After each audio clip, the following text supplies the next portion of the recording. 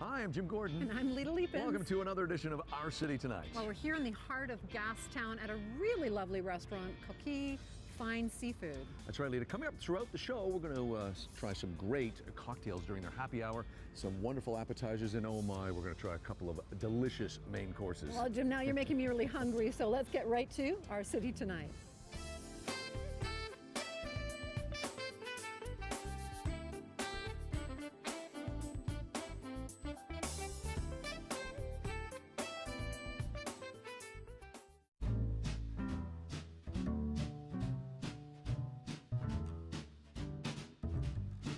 Back here at the very popular Per Se Social Corner, you'll find this great restaurant at the corner of Homer and Smythe Street with our old friend who has been a fixture on television for, I don't mean old as in you're old, but of course, you know, we've known each other a long time. We've seen her on television for well over a decade. It's Bianca Soderbeck. And, you know, you were on Shaw for a very long time, really kind of cut your teeth, hit the ground running, so to speak, during the 2010 Olympic Games here in Vancouver.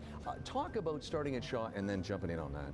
Sure, yeah, I went straight from journalism school right to Shaw TV. BCIT, place, we should say. That's right. Great place to cut your teeth. Lifestylesy, so you can have some fun with the edits. You know, you can add music, not so newsy. And yeah, one of the biggest gigs I got was somebody left, and I got the Olympic reporter role. So in the year leading up to the Olympics, I was at every testing event with all the city's sports journalists and Olympic journalists, so it was fantastic. It must have been a very heady 2 weeks when you were involved, because you guys were, I mean, being at Shaw, which for people watching the rest of the country and maybe outside of Vancouver, the Shaw building used to be right downtown next to Jack Poole.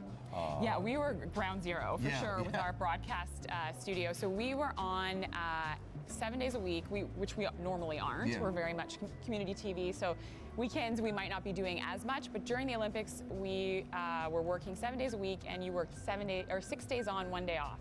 And we just basically did our like an Olympic show every day.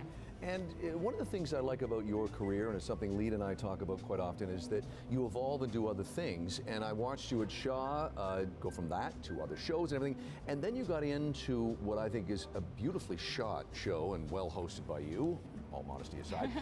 You did Dream Homes, which people can still see on YouTube and everything like that. Talk about doing that show and what led you into the kind of the home and real estate side of things. Right, so we at Shaw sort of decided we wanted to do some lifestylesy shows, and people at that time were really into food shows, real estate, you know, sort of the very popular topics. And they sort of handed me the show. They knew they wanted to call it Dream Homes, and they wanted to explore all of our beautiful real estate. And so I got to come on as producer and host. It was just me originally. I thought, I need a co-host, just like you guys. You know, I love working as part of a team. Are you kidding me? I don't have the talent. And people, exactly. So I brought on Peter Verge. And first shoot, we just went and tried it, and it just worked right away. So 3 seasons we did, and we put it up on YouTube, and so we started to get fans from all over the world, because beautiful place to live here in Vancouver, and we kept it light. Like it was never, you know, let's talk about how much everything costs. Luxury. It was more, let's have some fun, and see how it is, or what it's like to live in these homes. And we should say, boy, again, I don't want to embarrass you, but the new Boulevard magazine, there is our friend Bianca on the cover, as you can see there. I'm coming at you from that cover. Yeah, I love that cover. And how was that? That's a big accomplishment for, I'd say, a hometown girl. Yes, I was very excited. And so I've, you know, from Dream Homes, I've done a lot in the real estate design sort of sector, because that seems to be sort of where my people are now. And so what I'm talking about in the magazine is the upcoming Ovation Awards, which celebrate construction, renovation, design. And they were kind enough to say, hey, you're gonna MC this event, why don't you do the cover of the magazine? And we're gonna do it in this swanky condo, and I got to wear a suit. It was really fun. Very nice. And where else can people see your work? I mean, you're doing a lot of different things. You're also writing, you produce, of course. Let our viewers out there know what they can find all about you. Yes, well, these days, if you're a journalist or a TV host, you have to be able to do many things, or it's a good thing if you can. So everything that I learned at Shaw, including writing, editing, producing, budgeting, really, I've now been able to apply to my job, sort of post corporate media job. So I write about luxury real estate, and I sort of created and sold a show called Luxury Hunters into the US, but it's been challenging because it's not in Canada yet. Okay. So, Listen, lots of different things, all yes, good. yeah. And again, look for Bianca on the cover of Boulevard magazine if you're here in the Lower Mainland area. Bianca, always great to talk to you. Congratulations on your success. And quickly, Thank Dream Homes on YouTube, yeah? Dream Homes, yeah, youtube.com/Dream Homes. You can find it right away. And Luxury Hunters, we're hoping to bring it to Canada soon. Okay, great. Bianca here, and thanks to Fab here at Per Se Social Corner for hosting us here. Check the restaurant out at the corner of Homer and Smythe.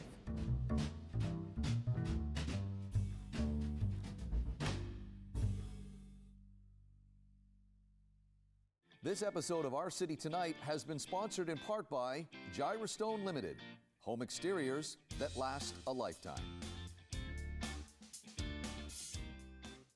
This edition of On the Town is brought to you by Genesis Richmond, a new kind of all-inclusive luxury experience.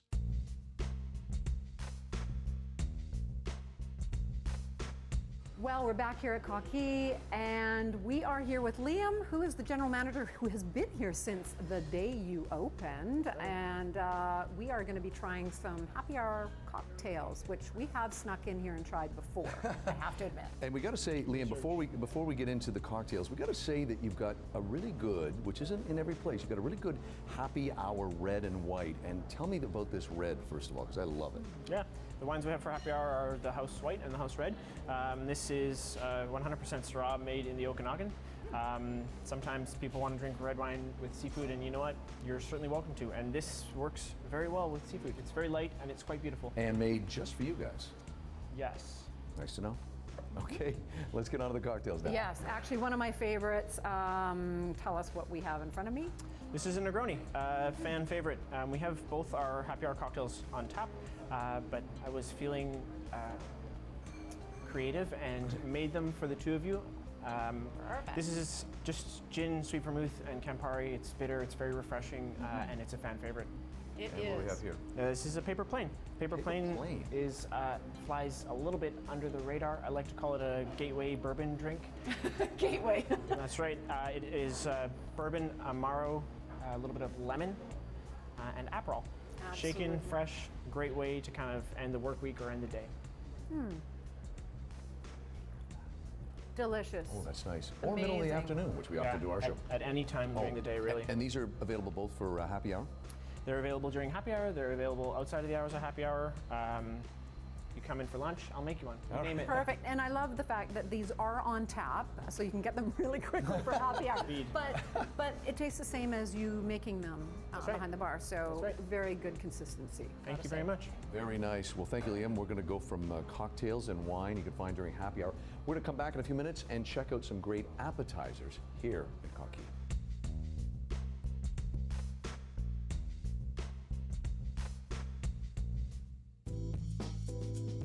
Well, we're back here at Coquille, a seafood restaurant in the heart of Gastown. We should say, actually, before we introduce the guy beside us, Coquille, or some people may see when they see the sign Coquille, but it is pronounced Coquille. And we're with Lee, who is the head chef and owner of this place and the sister restaurant, L'Abattoir. Thank you for having us here today. Thanks so much for coming. Yeah, and coquille means shell, right? And the Yeah, whole it is. restaurant the decor is around seafood and shells, and it's gorgeous. Absolutely. Well, I'm glad you like it. Thank you very Oh, I much. think it's beautiful. Yeah, well, okay, let's start first of all with the restaurant that has been here longer, literally like 10 feet from here, just across the street, L'Abattoir. You start with that, you come here. Let's start with that restaurant first. We opened L'Abattoir 9 years ago as a sort of Pacific Northwest French-influenced restaurant. We were quite a bit younger and didn't really know what we were doing, and really just kind of went for it. And Okay. we got a little bit lucky and did well. Lots of Got hard work. lucky? No. For a restaurant to last that long here in Vancouver, we know you're doing something right. We try hard. Yeah.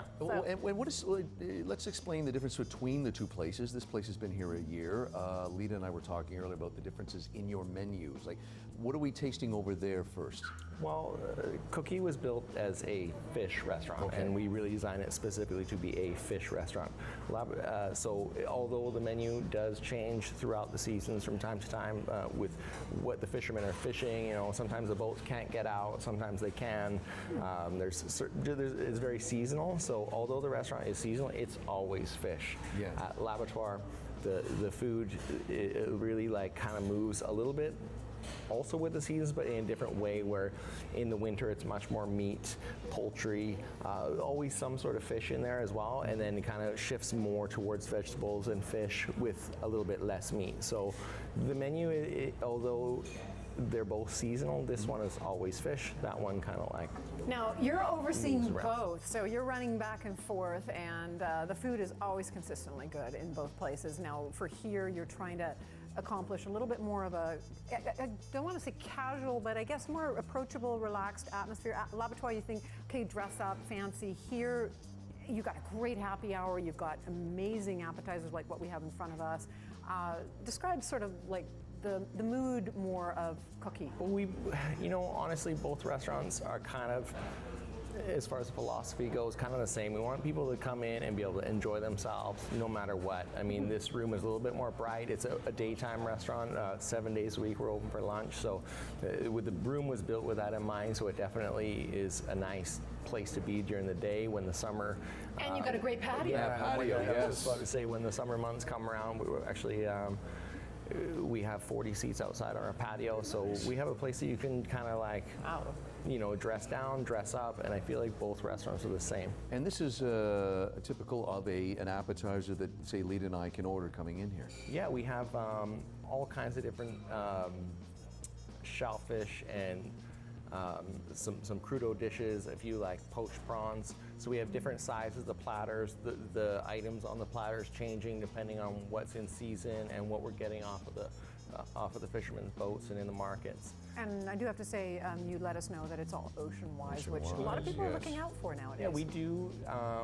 And that's been a really great learning experience for me as we've opened the fish restaurant, trying to educate myself on making sure that we are making intelligent choices as far as like the fish that we're choosing to serve in the restaurant. So something we take seriously, and it's been something that throughout the menu we do our very best to offer.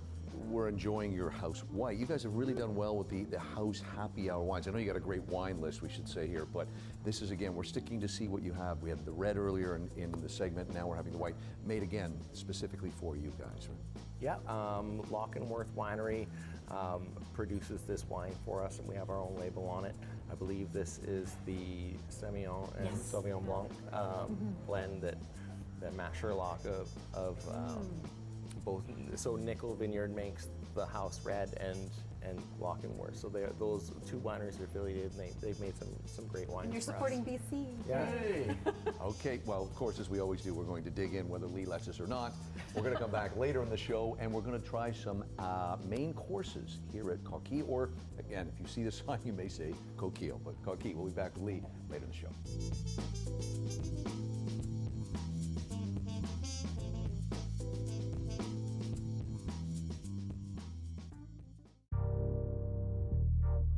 Well, we're on a beautiful late spring afternoon, and boy, our city looks great today. See what I did there, man? Instead of our city tonight, it's our city today. Folks, that one you get for free. Yeah. Okay. Yeah. Anyway, all seriously. Golf club. Thank you. We're back with our real estate expert, Matt Kerr from Team Kerr and Stillhaven Group Real Estate Services. And Matt, it's good to have you back because we're right in the middle of, you've told me, a very hot property area here in Vancouver. Mm-hmm. We're in Fairview Slopes. I have a listing here at 943 West 8th. Fantastic split level, one bedroom townhouse with views from both the master and the living area, with 2 parking and a fully range screen building. This is a spectacular property. And I love this area because I've always, my friends that live in this neighborhood, you being one of them, is that you kind of get best of both worlds over here, because I can see downtown, I'm walking distance, but I'm away from the noise of downtown, and then on Broadway, of course, just up here. Yeah, that's right, and close to Granville Island. Yeah, You know, yeah. and for me, because I just live down the street, live on 7th and Birch, and so my dog lives in Yaletown, so I ever have to go, I go on my dog. So for me to get into Yaletown, it's nothing to get there. It's actually really, really close. We also want to talk, as we do with every one of your segments, to educate our viewers in the world of real estate of what to look for when you're going to check out an open house. So let's start with a couple of the things that you should look for when you go see a place. Yeah, this is quite an interesting topic. First of all, obviously, if you're out looking for real estate, you want to make sure you have your neighborhoods. And so before you even go book a showing or go look at the property, you want to make sure you're going to be in a neighborhood that you like. So obviously, you know, where the property is located versus, like, say, traffic, transit, schools and things like that, whatever it is important to you. Right. As you get, and then you sort of work your way in from there. So then it's the exterior of the complex or of the house. You want to have a look at the landscaping, look at the roof if you can, if it's a house, for example. Look at the stucco, and then as you proceed into the property, you can, of course, look at the space. Obviously, the biggest thing for buyers is if the space is going to work and how their stuff is going to work. Yeah. And don't get too hung up on little things like a paint job. That stuff is actually easy to do. But some of the major things, look for cracks and if it's just settling or is it actually indication of something more. Look for staining in the ceiling, and this goes on in houses as well. And then the realtor that's attending the open house or hosting the open house, generally they can tell you anything about the real estate that they know. Okay. So a couple of key questions that you might want to keep in mind is one, ask about the strata if you're in a building. Sure. Ask what's in the contingency fund in terms of the strata bank account for upcoming work that's coming. Yes. Ask if there's a depreciation report. And then ask if the listing agent knows about the windows, the roof, the rain screening, which is big depending on the age of the building. So, and of course, before you do all that, hire your own real estate professional can help you with that. A big one for houses is everything I just mentioned in terms of the health of the house, but also ask, depending on the year of the house, asking if there's an oil tank in the ground. So, okay, yeah. Yeah, for example, we discovered on a purchase that I did that we did find an oil tank in the ground, and that's the seller's responsibility to have that removed. And that can be a major issue. Yeah. A major issue if there's contamination from the tank.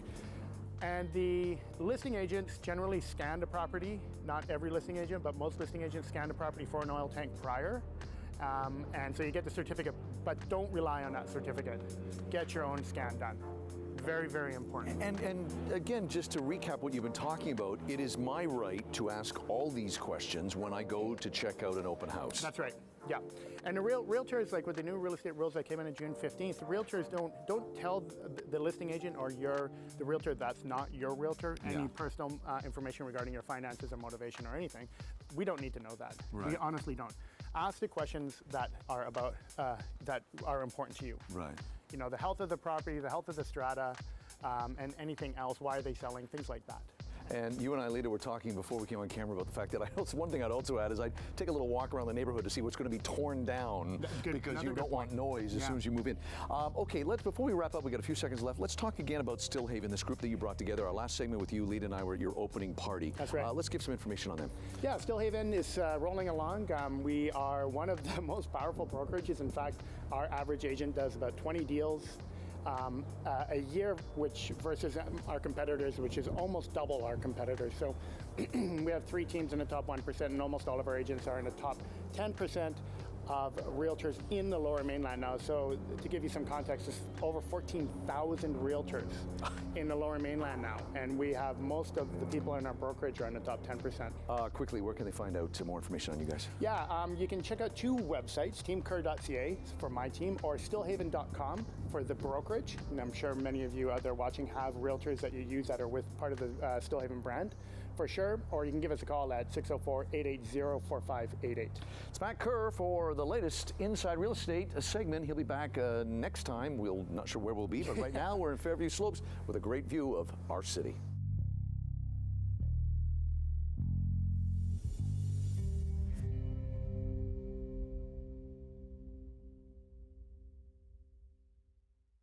Well, we're back here at the corner, Smythe and Homer Street at Per Se Social Corner. Okay, we've been talking a lot over the last year. We always try to throw an occasional DVD reference because people still like DVDs.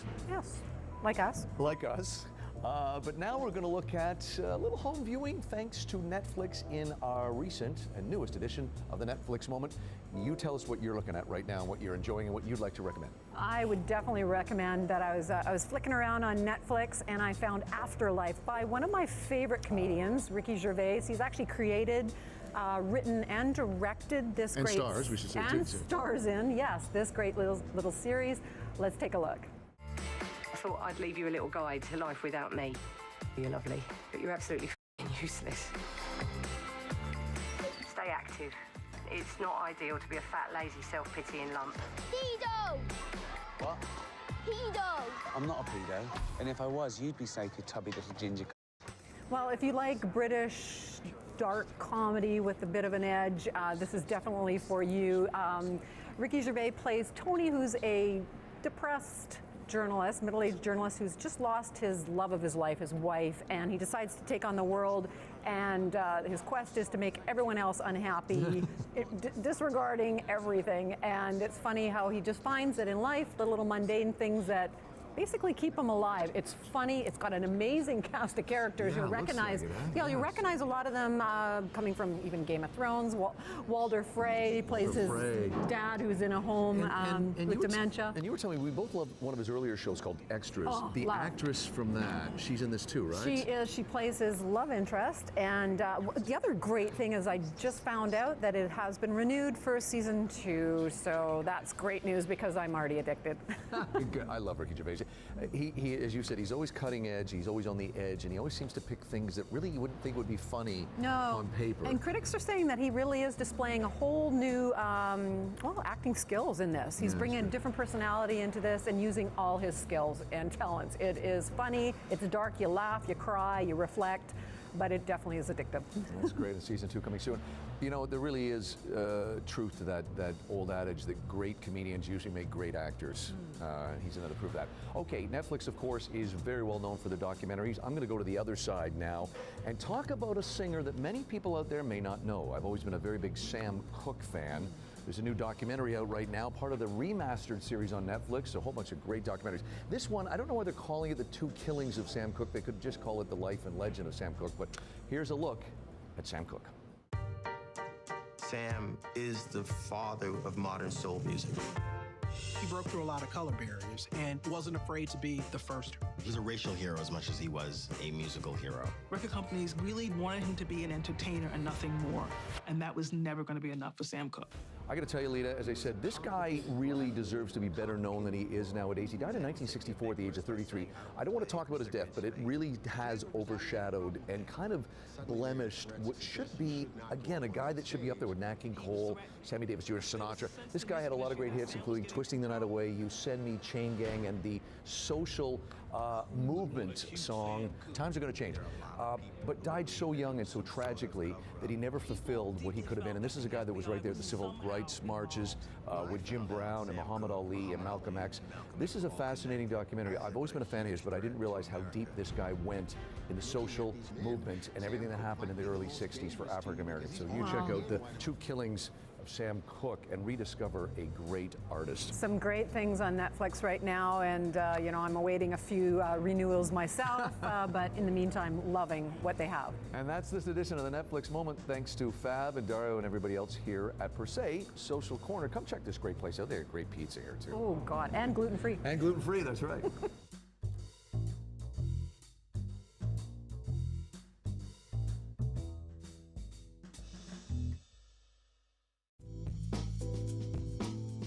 Well, we're back here at Coquille Fine Seafood. I said that right, didn't I? As far as I'm concerned, you did. Thanks, Lee. Okay, Lee, we've got some main courses we're going to talk about. We've talked a lot about the restaurants you've got here, but we haven't talked about you. And Lee and I were happy to hear that you love the fact that we wanted to mention that you started out working the line, I guess, at A&W, because your dad had some A&W restaurants. We did, in Amo, my hometown. What was that experience? It was, I think it was just probably easier for him to take me to work and make me productive than find somebody to take care of me. So, Is there yeah, I something- was born into this business. And did you so. take stuff away from that? I mean, here we are. This is not A&W. No offense to A&W, but does stuff stick with you from that time? It probably does. I think it's just osmosis of being in that environment of a kitchen. I mean, at the end of the day, a restaurant's a restaurant. Really doesn't matter. They all have people that come to eat. You have to make food. You have washrooms. You have tables. You have chairs. And Very they're all humble. really the same at the end of the day. So it's just a matter of like what you're trying to achieve with your guests and what kind of experience Probably you learn to deliver. So Lee, you grew up in Nanaimo, so you're no stranger to seafood and, well, obviously A&W as well. But we love hearing that the chefs that you work with, that you employ, you really do brainstorm together. Take, for instance, describing some of the dinners that we have in front of us here. This here is the sablefish or black cod. Comes fish right here off of the coast of British Columbia here that is marinated in a bit of maple and Keep then, talking, I'm looking.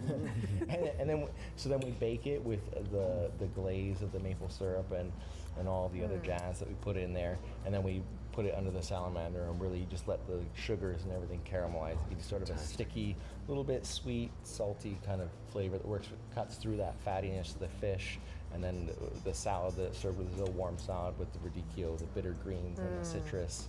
It all kind of it hits all of those notes you're looking for: the sweet, salty, sour, bitter. Cool. And I have to say, I actually learned what a salamander was. Okay, yeah, broiler, salamander. I love that. It's, Lita, by the way, this is mine. You're not Okay, touching it. I never knew. So what do we have here? And this is a grilled fillet branzino that we serve with some really nice clams that we get from Manny Bay Oyster Company. Taylor Shelfers are a really great supplier that we love working with a ton of our fish here in the restaurant. And this is a European sea bass or branzino that we just really treat this dish super simple. Baby artichokes that we cook in a mixture of chicken broth and lemon, olive oil, and white wine. And then we just steam the clams open in the juice that we cook the artichokes in. A little bit of the fregola, which is a toasted semolina pasta. Grill the fish, a little bit of olive oil and lemon and salt, and that's it. Wow, that looks fantastic. Yes, Jim, I'm actually going to wait till we actually finish this. Oh, you're so unprofessional. You got to eat on camera.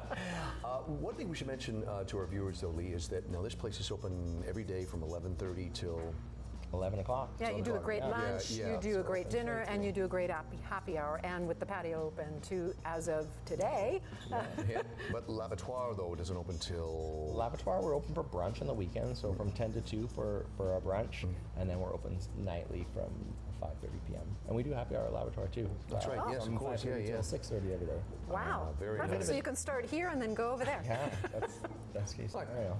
Just continuing to eat.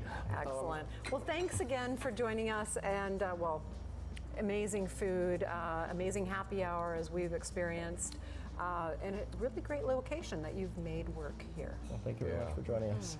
Lee, thank you. Come check out Coquille here in Gastown, kind of right where the Gassy Jack statue is. If you're in Vancouver, if you're not, come check out Gastown if you're watching the rest of the company. Country, Lee, thank you very much. And as you can tell, I'm kind of anxious to eat more, so. Cheers. All right, cheers. This edition of On the Town has been brought to you by Genesis Richmond, a new kind of all-inclusive luxury experience. Closed captioning for this episode of Our City Tonight has been brought to you by Gyrostone Limited, home exteriors that last a lifetime.